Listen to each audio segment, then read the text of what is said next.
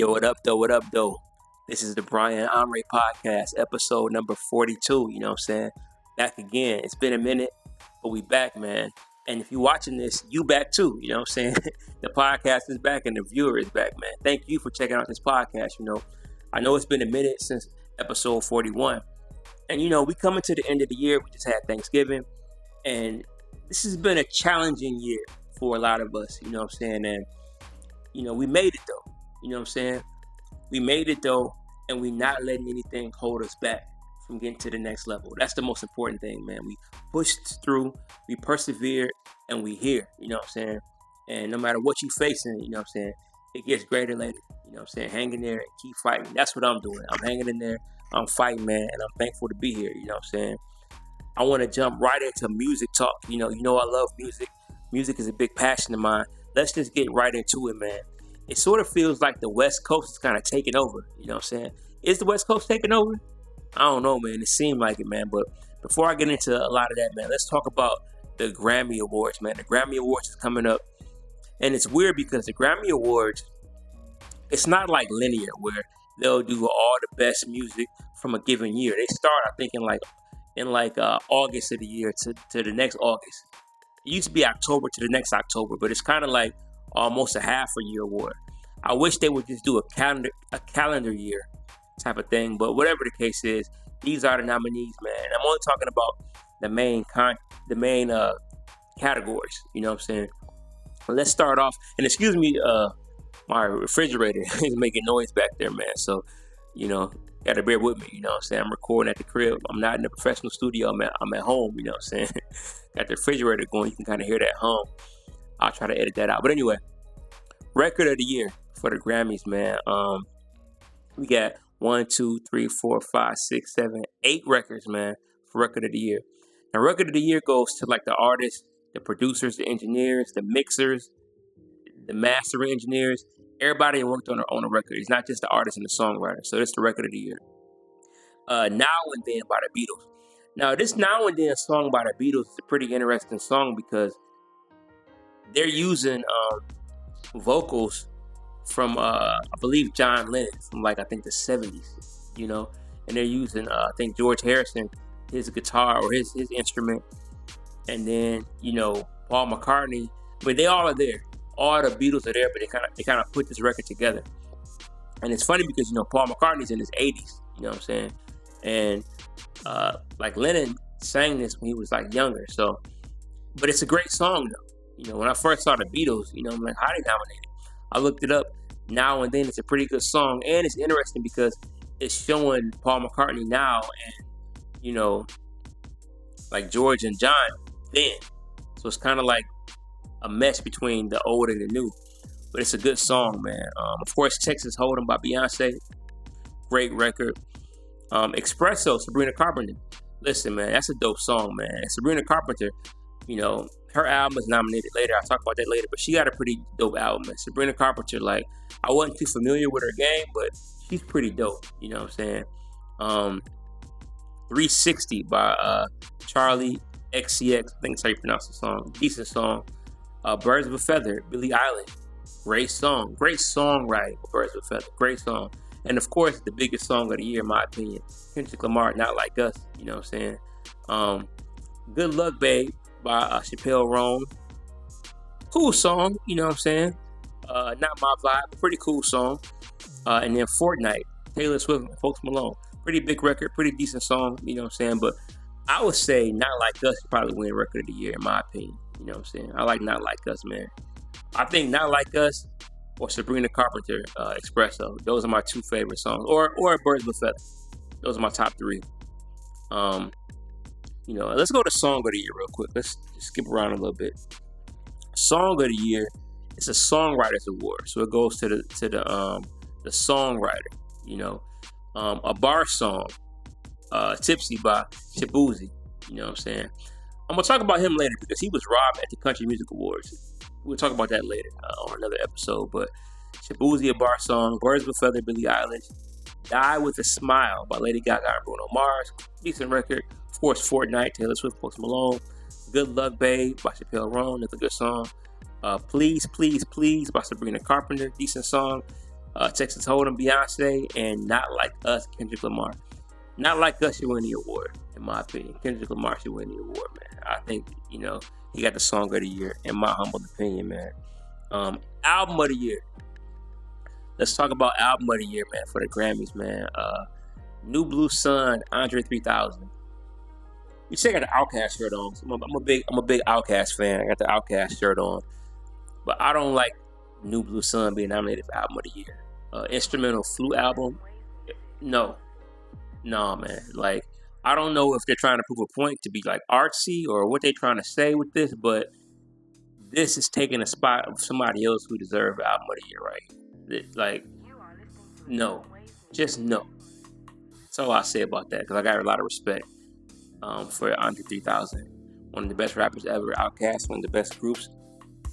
Top 5 hip-hop group of all time, you know what I'm saying? A lot of people think it's the number 1 group of all time, you know what I'm saying? But this ain't it, though. Album of the Year. It's a cool project, I played New Blue Sun a lot to sleep. I played it when I go to bed at night. It's a cool album to sleep to. It's like a sleep story. You put it on, just lay down, and go to bed. You know what I'm saying? So I've listened to it. I've streamed the album several times, but not Album of the Year. Cowboy Carter, Beyonce. Good nomination. You know what I'm saying? Short and sweet, Sabrina Carpenter. Let me tell you something, man. I wasn't too familiar until I saw the nomination. I played the album today. Amazing album. Great songwriting. Just a good album, man. A good pop album. You know what I'm saying? Dope album. I can't say enough about how impressed I was by Sabrina Carpenter, Short and Sweet. And I wouldn't be mad if that won Album of the Year. I wouldn't. Brat, Charlie, XCX. The Just Volume 4 by Jacob Collier. I hadn't heard those two yet. Hit Me Hard and Soft, Billie Eilish. Haven't heard that yet. Chappelle Roan, The Rise and Fall of a Midwest Princess. I love that title because I'm from the Midwest. I love my Midwest people. And it's a pretty good album. It's a good pop album, man. Real good album, man. Chappelle Roan. And The Tortured Poets Department, Taylor Swift. I haven't listened to that whole album either, but I think out of these nominees, man, I like Sabrina Carpenter so far. But I got to finish listening to it. But who do y'all think should win Album of the Year? You know what I'm saying? We did Song of the Year already. You know what I'm saying? I'm going to skip over some of these other categories. Skip over some of these. Best R&B album. 11:11 Deluxe, Chris Brown. Vanna Black, Layla Hathaway. Revenge, Money Long. Algorithm, Lucky Day. And Usher, Coming Home. You know what I'm saying? I would say Chris Brown should get this best R&B album, in my humble opinion. Maybe Usher. But I'll be a hypocrite because I didn't listen to Layla Hathaway, Money Long, or Lucky Day album. So, kind of being hypocritical, but I should probably go back and listen, shouldn't I? Who do y'all think should win R&B album? Who got the best R&B album out of those? Now, here's why I get confused. It says the next category is Best Progressive R&B Album. Like, what is progressive R&B? Somebody in the comments let me know. What is progressive R&B? I'm confused as to what progressive R&B is. But anyway, here are the nominees. So Glad to Know by Avery Sunshine. En Route, Duran Bernard. Bando Stone and A New World by Childish Gambino. Crash by Kalani. Why Lou. That's Anderson .Paak and Knowledge. You know what I'm saying? No Worries. Or NX Worries, I don't know. I gotta listen to some of this stuff because I don't know what progressive R&B is. So who do y'all think should win that? And what is progressive R&B? Let me know. All right, best R&B performance for new vocal instrumental R&B. All right, best vocal performance. Guidance, Jhené Aiko. Residuals, Chris Brown. Here We Go, Coco Jones. Made for Me, Live on BT, Money Long. And Saturn, SZA. I haven't heard all these, so I can't say. Who do y'all think should win, though? Best R&B performance. Now, best traditional R&B performance. Again, what's the difference? Are these non-traditional, the ones I just named? Best traditional R&B performance. Wet, Marshall Ambrosius. Can I Have This Groove? Kenyon Dixon. No Lie, Layla Hathaway featuring Michael McDonald. Make Me Forget, Money Long. That's You, Lucky Day. So those are the nominees. I haven't heard all this, but it's just interesting to me how they have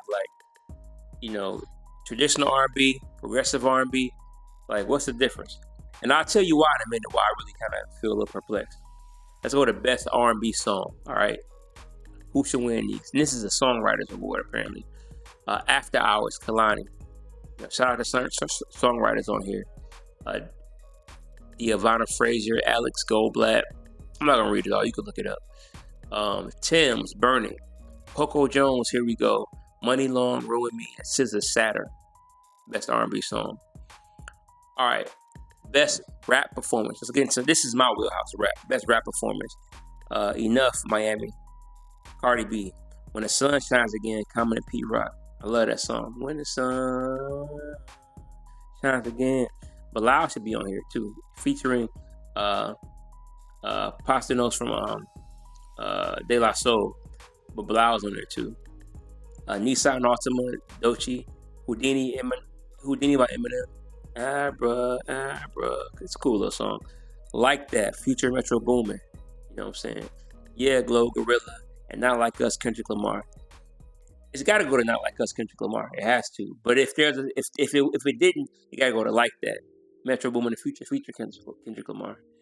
Personally, I think Like That is a little bit better. But one of those should get it, man. Who do y'all think should win best rap performance? Now they got best melodic rap performance, which is cool because a lot of folks kind of do melodies or whatever. You got Kalani, Jordan Adenta.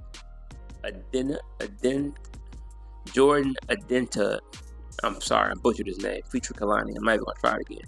Spaghetti, Beyonce featuring Linda Martell and Shabuzi. We Still Don't Trust You, Future Metro Boomin featuring The Weeknd. Big Mama, Lotto. 3, Rhapsody featuring Erykah Badu. I guess Big Mama, that was the most popular one that I could think of out of this. But who do y'all think should win that award? Best rap song, again, a songwriters award. Asteroids, Rhapsody featuring Hit Boy. Carnival, Kanye West, Ty Dolla $ign featuring Rich the Kid and Playboi Carti. Like That, Future Metro Boomin featuring Kendrick Lamar. Not Like Us, Kendrick Lamar. Yeah, Glow, Glorilla. Again, it got to be Not Like That or Not Like Us, in my opinion, man. Best rap album. And here's my gripe. With hip hop, we only got one category for best rap album. It should be best progressive rap album, or new rap album, or best lyrical album, or best traditional rap album, because hip hop is so vast, man. But anyway, the nominees are. It is only five nominees. It should be more than that. Might Delete Later, J. Cole, The Auditorium Volume 1, Common and Pete Rock. Alligator Bites, Never Healed. Doechii, The Death of Slim Shady. Eminem, We Don't Trust You, feature Metro Boomin. I like We Don't Trust You or The Auditorium. I wouldn't be mad if Eminem won either, though. Those are my 3 that I would pick. But again, I don't think Common and Pete Rock should be competing with Future Metro Boomin. I think it's different types of hip hop. You know what I'm saying? Future is real melodic with his stuff, and Common is very lyrical. So you shouldn't be competing. Eminem kind of do both. He lyrical, he sing a little bit, but there ought to be different categories for rap album. And I hate that they got rap album of the year confined to just one little category when rap is so progressive, man. You know what I'm saying? But who do y'all think should win best rap album out of that? Who do y'all think, man? But anyway, man, let's talk about Kendrick Lamar, Not Like Us, with 4 nominations, man. Best rap song, best rap performance, song of the year, record of the year. So that's a real big deal, man. Not Like Us, man. That song is crazy. Went crazy. You know what I'm saying?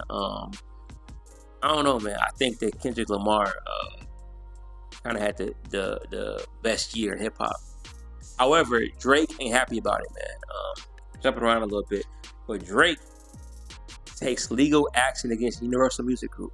Now, interestingly enough, both Drake and Kendrick Lamar are underneath Universal Music Group. So let me just read this legal action. Drake didn't actually file a lawsuit; he filed a petition. It says in the pre-action petition, meaning this isn't a full lawsuit yet, filled out of a Manhattan courtroom by Drake's Frozen Moments LLC. They accused UMG, Universal Music Group, of using payola, which means they pay the DJs and pay the record companies. And they pay the record DJs and bots to illegally boost the numbers of Not Like Us.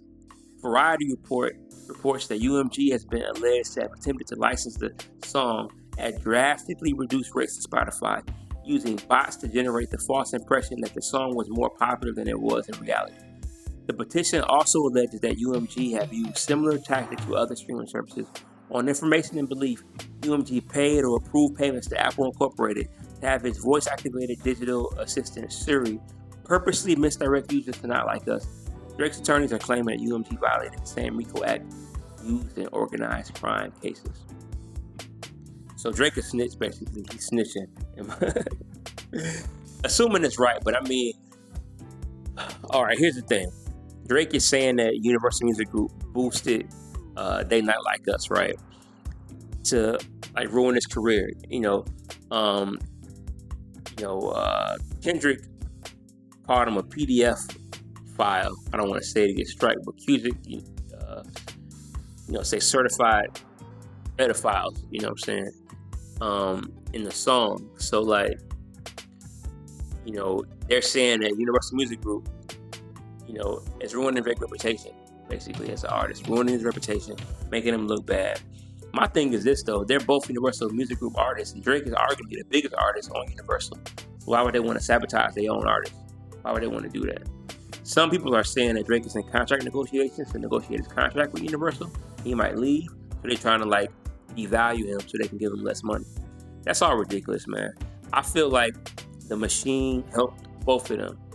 For years and years and years, Drake has benefited from the machine, from bots, from payola. And now he gets mad when it's not working in his favor. It's working in somebody else's favor who's opposing him. I think it's lame. I was just about to kind of come to Drake's defense because I felt like Kendrick Lamar went a little bit too hard on him lately. I'm going to get to that in a minute. But I was going to come to Drake's defense, man. But I think it's kind of weak to put a lawsuit out there, man. Especially, one thing that Kendrick was talking about Drake that we don't like when Drake act tough and act street. We don't like that. And what's more soft than a lawsuit? Like a Karen, But having said all that, we got to get more information. So, it's a lot of stuff that we don't know. Just bit my lip right there. It's a lot of stuff that we don't know that's going on behind the scenes, but I'm curious to find out everything. Who was using the bots? Who got paid by who? I think Funk Flex was saying that he had evidence that DJs was getting paid, but he didn't say no names. It's kind of weak. Don't mention something if you ain't gonna say no names. You're not gonna say any names. Keep your mouth shut. But yeah, man, that's kind of weak. But having said that, man, Kendrick popped up out of nowhere with his album GNX, and they're saying that GNX, because on the album cover he's standing with this car, and they're saying that car's a GNX model. I think it's a Monte Carlo, I believe, from the 80s, a muscle car from the 80s. He's standing in front of it, and they're even saying that Lil Wayne, I think it was the Carter 3 or the Carter 2, I think it was the Carter 3, where he was standing in front of a car. They're saying that he was kind of mocking Lil Wayne there because he had a lot to say on this album, man. Good album, by the way. Let me just say that, my favorite songs are The Heart Part 6, Squabble Up, Reincarnated, Turn the TV Off. Those are my favorite songs on there. Dope album, man. The Heart Part 6, he used a sample of SWV, Use Your Heart, which apparently was produced by the Neptunes. So they're saying that it's no coincidence. Because the last diss song from Drake and the beef with Kendrick was his version of The Heart Part 6. So here's Kendrick reclaiming The Heart Part 6. You know what I'm saying? Very, very dope song over the SWV, Use Your Heart. In fact, he used the same chorus that SWV used. He just changed a couple words. You know what I'm saying? Free your thoughts and watch them fly. I think SWV says pure love, pure whatever. But he changed the words up a little bit. You know what I'm saying? To the heart from SWV. And I love it. SWV is my favorite female group of all time. So I love them. I like Reincarnated. The beat for Reincarnated was like a homage to the Johnny J beats that Johnny J did for Tupac. He's even rapping like Tupac in it, in his Tupac's cadence, Tupac's rhyme pattern. Very, very, very dope record. This album came out last week. It sold over 300,000 first week, 319,000 copies, which is pretty dope. You know what I'm saying? Real, real dope song, dope album. But here's what I didn't like about Kendrick's album. I think Kendrick went too hard. In the very first song, Whacked Out Murals, he came at Snoop Dogg and Lil Wayne by name. He said, I used to bump the Carter 3. I held my rolly chain proud. Irony, I think my hard work let Lil Wayne down. Because he's talking about how Lil Wayne was mad that Lil Wayne did get the Super Bowl, where Kendrick Lamar did get the Super Bowl. And the Super Bowl was in New Orleans, Lil Wayne's hometown. So a lot of folks believe that Lil Wayne should have got the Super Bowl. He should have got it. I don't know what y'all think. Y'all can let me know. I thought it was okay to give it to Kendrick. I thought that maybe Kendrick will bring out Lil Wayne. But I think Kendrick is a bigger artist right now. So it makes sense for Kendrick to do Super Bowl, having a big year. But, Lil Wayne has the right to voice his... Lil Wayne is a legend. So he has every right to voice his gripes when not being in the Super Bowl. Every right to. And I think Kendrick, to kind of diss Wayne, or kind of like, come on, bro, that's kind of lame. Wayne is a legend. He has the right to be upset. He said that Nas was the only person that, congratulated him for the Super Bowl. You know what I'm saying? And, he was mad about that. Everybody, don't nobody owe you anything, Kendrick. They don't owe you congratulations. It's very dope you made the Super Bowl. It's very dope that you're going to be the performer, but nobody owes you a congratulatory phone call or a congratulatory shout out. You know what I'm saying? So to say that people didn't congratulate you and he said Snoop posted Taylor Made, which was the Drake diss to Kendrick, where he did the AI Snoop Dogg and AI Tupac. He said Snoop posted Taylor Made. I prayed it was the edibles. I couldn't believe it. It was only righteous for me to let it go. And it's Kendrick is acting like he above, first of all, he made a statement about, pandering to both sides. I watch him pander with the backhanded compliments. And it's bruh, you can be a fan of Kendrick and Drake at the same time. Even if you're from LA, you can be a fan of Kendrick and Drake. And I think most people will tell you that Kendrick won the battle. Clearly you won the battle. But that's not enough for Kendrick. Kendrick wants everybody to bow down to him and recognize him. And it's and then for his part, Snoop did stand down. Snoop said, "Hey, Kendrick is the king of the West Coast." Snoop did bow down, but it's just everybody don't gotta bow down to you, Kendrick. You know what I'm saying? We love you. You are the king of the West. Dope album. He had the record of the year, but that don't mean people gotta bow down to you. You know what I'm saying? And I don't like how he came in Snoop and Kendrick. And I'm pretty sure he came at Game, too. He didn't say Game by name. But he said, I watch him pander with them backhanded compliments. He talked about playing both sides. And, of course, Game is playing both sides. He's shouting out Drake and Kendrick. He had some compliments for Kendrick after the pop-out show on Juneteenth. But it's bro, of course Game is cool with both. He has every right to be cool with both.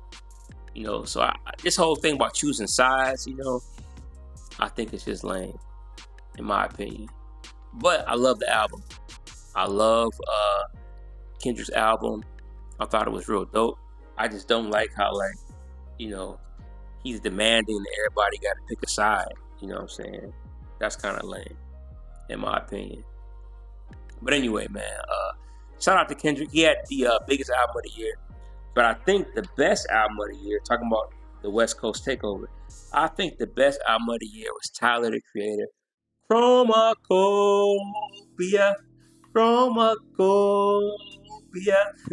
I think Tyler got the best album this year. Chromakopia, man.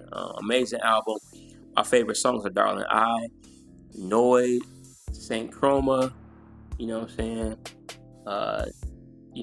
Take Your Mask Off. Just a very dope album, beginning to end. Very melodic album. It's Getting Sticky, dope song. Judge Judy is a dope song, man. Very, very, very, very dope record, man. He did over 300,000 his first week, 160K his second week. You know what I'm saying? He did a lot of pop-up shows. He did a pop-up show here in Atlanta. I couldn't make it, you know what I'm saying? But I would have loved to make it. He announced a big world tour. He did Camp Flognog, his own festival. I mean, he's taking over, man. I think Kendrick Lamar, I think Tyler, the Creator, you know, if Kendrick is the king of the West Coast, Tyler's right underneath him. You know what I'm saying? Shout out to Tyler, the Creator, man. Shout out to him, man. The kids love him. I love him. I think he's dope, man. You know what I'm saying? What do y'all think, man? What do y'all think about all these topics? What do y'all think about the Kendrick Drake stuff? What do y'all think about Tyler, the Creator? What do y'all think about the Grammy Awards? Who had the best music? Let me know what y'all think, man. Let me know how y'all feeling, man. I appreciate y'all rocking with me, rocking with the podcast, and all I'm doing. I love y'all. I want y'all to be well. Don't ever give up on your dreams. I know times is hard, but tough times don't last. Tough people do. Keep fighting. Keep hanging in there. Make sure you like this post. Subscribe to the podcast. Much more content coming. This is the Brian Onrea Podcast Show, episode 42. Let's get it.